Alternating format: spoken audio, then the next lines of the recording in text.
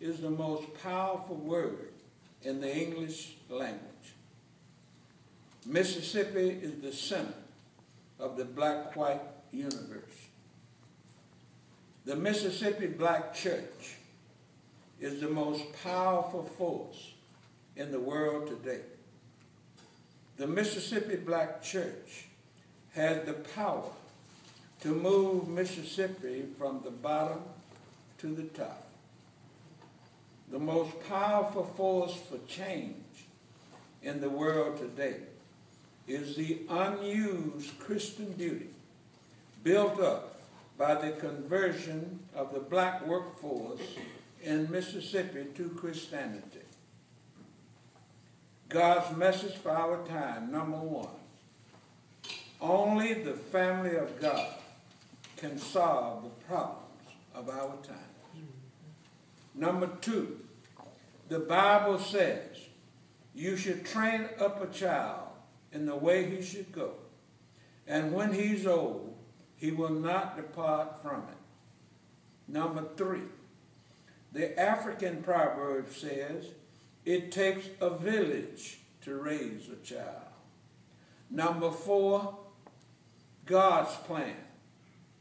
Every black church in Mississippi should take responsibility for each child born within 2 miles of every church.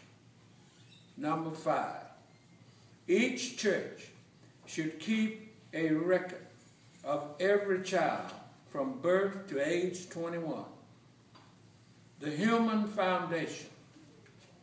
What any human being can do in life depends upon the foundation laid between birth and age 5.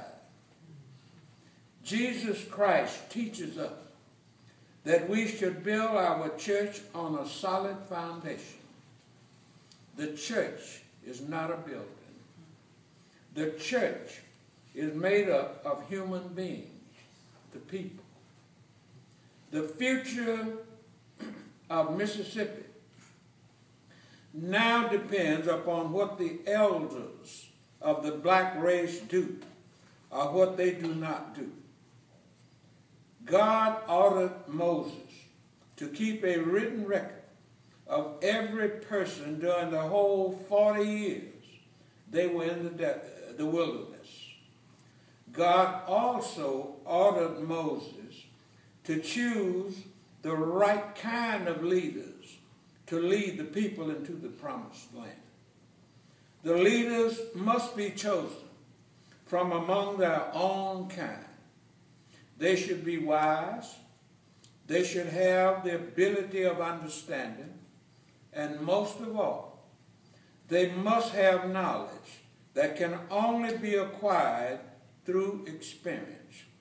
They must be the elders of their own community.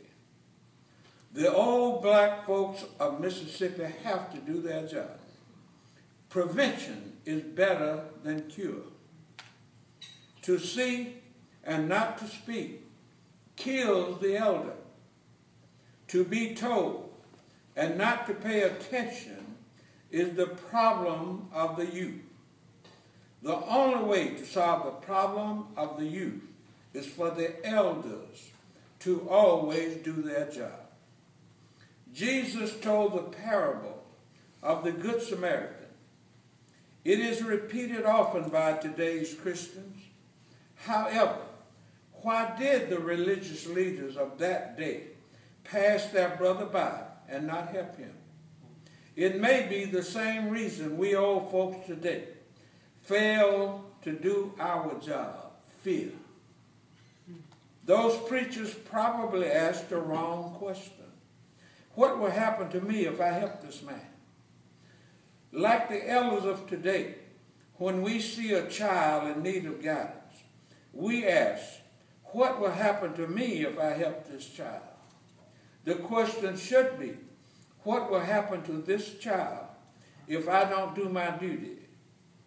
Our time has come. We are now God's chosen people. Mississippi is the promised land. God gave us 10 commandments and the law and the prophets. Then he sent his son, Jesus Christ, to teach us how to love God as he loves us. Because God loved us, he freed us from slavery in 1865 and released us from segregation in 1954. Jesus Christ taught us how to love God with all our heart and how to love others as we love ourselves. The golden rule: do unto others as you would have them do unto you. Not as they have done unto you, not as how you think they may do unto you. Do unto others as you would have them do unto you. And somewhere it's clear in the Bible: spare the rod, spoil the child.